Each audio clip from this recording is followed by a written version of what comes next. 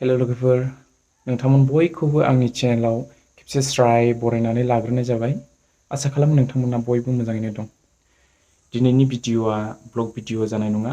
दिनै आं बिनानावनि मोसानाय भिडिअ'खौ नोंथांमोननो दिन्थिनो नाजागोन। नोंथांमोना भिडिअ'खौ जोबजासिम नायलांबानो जाबाय। आरो बिब्दिनो जोंनि फंबाय आरो बिनानावमोना गिर्जा बा मन्दिर बा बायदिसिना प्रग्रामफोर जानायफोराव बाहागो लानांगौ। बाहागो लानायजों लोगोसे साहसआ बारायलाङो।